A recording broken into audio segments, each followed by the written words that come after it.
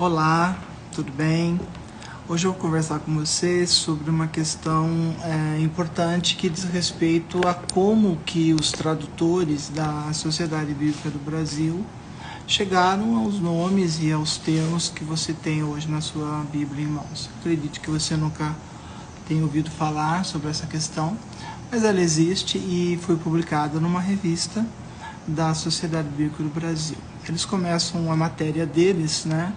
É um artigo, certo, da Comissão de Tradução, Revisão e Consulta da Sociedade Bíblica do Brasil, cujo título da matéria é o termo, abre aspas, Jeová, fecha aspas, na Bíblia Sagrada. Então, eles estão nesse texto que foi publicado por eles, falando o seguinte, só vou ler exatamente como está aqui. Ninguém sabe ao certo como se pronuncia Iod Rei Vav Rei, que é o tetragrama sagrado, designação das 4 consoantes que compõem o nome do Deus de Israel. A premissa deles é que ninguém sabe, mas essa premissa já não é uma premissa correta. Aí eles continuam falando no texto aqui. É que em algum tempo, antes da era cristã, para não sujar com lábios humanos o nome do seu Deus, os israelitas deixaram de pronunciá-lo.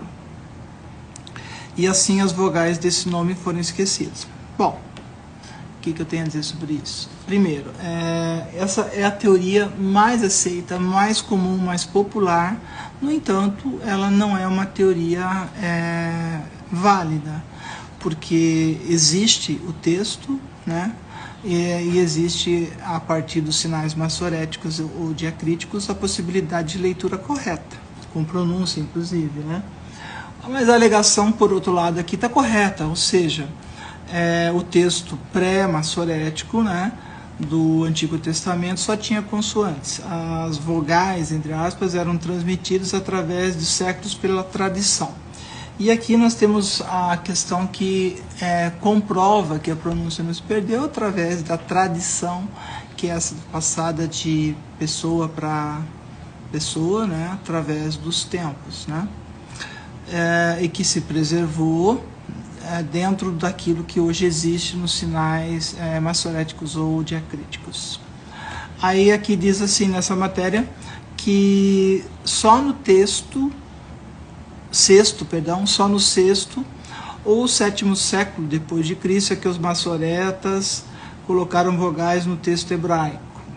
A palavra tetragrama Iod Rei Vav Rei então era escrita com as vogais do título Adonai, e a palavra Adonai era falada quando acontecia o nome. Isso é verdade? Sim, isso é verdade. A questão não é o que se faz, mas é o porquê se faz as coisas. Aí, nesse mesmo texto, mesmo artigo da Sociedade Bíblica do Brasil, está escrito aqui o seguinte. Depois eu vou colocar a foto desse texto, já coloquei, está aí no meu Instagram, é só vocês assistirem, verem lá nos feeds que vocês vão encontrar. Acontece também que em algumas passagens, continuando aqui, algumas passagens do Antigo Testamento, o título Adonai, observe que eles reconhecem que é um título, não é nome, entre parênteses Senhor, vem seguido do tetragrama Iod Rei Vav Rei, que nesse caso é pontuado com as vogais de Elohim. Aí uma coisa interessante. Então, resultando na forma Yehovi, Jeovi, como por exemplo, ele cita algumas passagens aqui, ou resultando na forma Ievi, ou Jevi, que ocorre também em outros textos que são citados aqui. Aqui em 25 passagens ocorre uma quarta forma de expressar o nome de Deus de Israel. E isso já por intermédio do monossílabo Iá, que dá o Já, que é a primeira sílaba de Yahvé, que dá o Javé, que é defendido pela Sociedade Bíblica do Brasil, né? Nós já falamos em outros vídeos, existem, além dessa versão da Sociedade Bíblica do Brasil, a partir do som maçorético de Elohim, e a partir do som maçorético de Adonai, que é o que eles seguem. Mas também existe a pronúncia preservada integral fonética no nome dos profetas. Isso foi o vídeo parte 2, nós estamos no vídeo parte 3.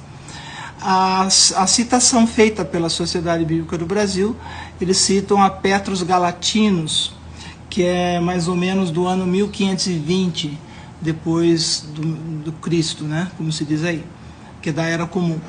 Atribui-se a fusão pela primeira vez das consoantes Yod, Ei, Vav, Rei, que é o Y, H, VH, com as vogais de Adonai. Então você veja, entrou Adonai em 1520, de acordo com a informação da Sociedade Bíblica do Brasil. Isso é uma informação importante a ser guardada aí na memória. Kohler Baumgartner fala de 1200 depois de Cristo. Então dessa fusão surgiu o nome híbrido, que eles chamam de Yehová, que dá o Jeová.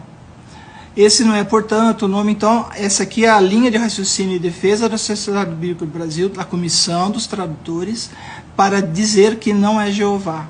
Eles atribuem, eles dizem e reconhecem como Javé, com J, né? O comentário bíblico de Jerônimo chama Jeová de um não nome. Então eles estão citando a literatura que favorece o nome Javé. Outros chamam de nome artificial, enfim. Kohler Baumgartner, ele chama a grafia Jeová de errada e defende como correto original a pronúncia Yavé. Agora, alguém poderia perguntar por que a primeira vogal de Adonai, um A, entre aspas, se tornou uma letra E. É que a palavra Adonai, ela começa com uma gutural. A gente precisa saber que no idioma hebraico tem sons guturais, não guturais e outros tipos de sons. E a palavra Adonai começa com uma gutural, um aleph, e debaixo de uma gutural, uma vogal esvaída, esse é um termo técnico, deve ser um shevá composto, é outro termo técnico. Ao se colocar essa mesma vogal esvaída debaixo de uma consoante não gutural, passa a ser um shevá simples, que se representa na transliteração por um E suspenso. Vocês nunca viram uma palavra escrita e nessa altura aqui e aqui embaixo nessa altura as letras vogais, quando chega nesse que é o suspenso, ela vem a maiúscula aqui e a vogal aqui, né? Um iode e um ezinho aqui nessa altura. Isso que é o que se chama de E suspenso. Isso é transliteração. Depois no livro eu falo que é diferente transliteração de tradução e as diferenças quais são. A tradução de Almeida, que é citada pela Sociedade Bíblica do Brasil, ela coloca que no Antigo Testamento, traduzido por João Ferreira de Almeida, publicado em 2 volumes, quase 60 anos após a morte dele, então nos anos 1748 e 1753, é empregada a forma Jeová, olha só, né? Onde no texto hebraico aparece o tetragrama. Aí eles dizem aqui que na Almeida, conhecida como Revista e Corrigida, essa história de Almeida Revista e Corrigida começou ali a partir da Sociedade Bíblica do Brasil. Isso precisa ficar bem claro, isso é história, tá? Lançada em 1898 e que ainda hoje é usada. A comissão revisora substituiu Jeová por Senhor. Ela substituiu por decisão dessa comissão. Precisa ficar bem claro também.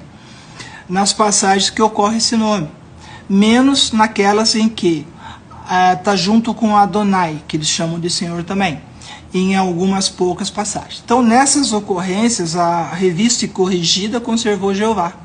Então, por exemplo, Isaías 61, 1, o Espírito do Senhor, entre parênteses, Adonai Jeová, está sobre mim, porque o Senhor me ungiu. Na Revista e Corrigida, esse último Senhor com letra maiúscula também é no texto hebraico. Yod, Rei, Vav, Rei. O que isso mostra? Isso mostra o critério adotado para a pronúncia e grafia do nome do Eterno.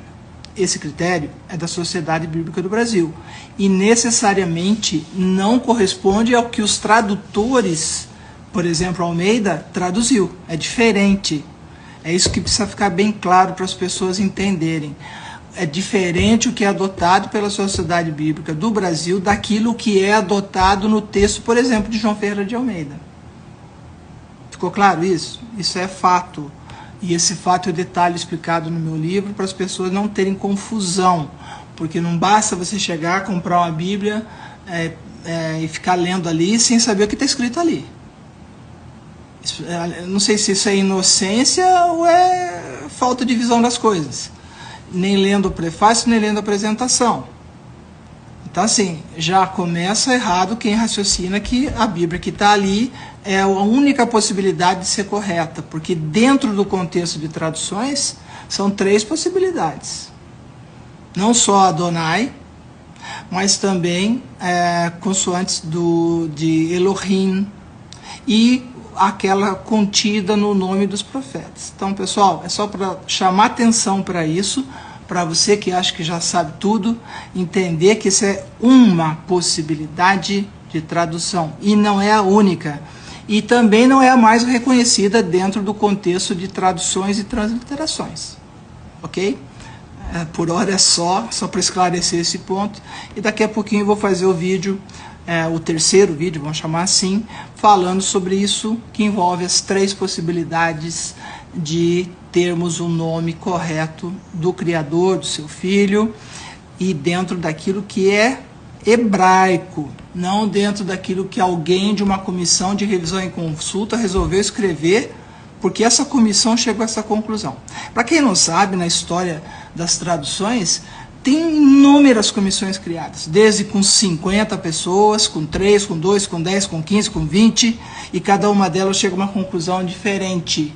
E se você tem um compromisso com a verdade, quer saber se está crendo no nome verdadeiro, presta atenção que eu vou explicar outras possibilidades corretas em hebraico, para você não se referir indevidamente ao nome correto do Pai e do seu Filho.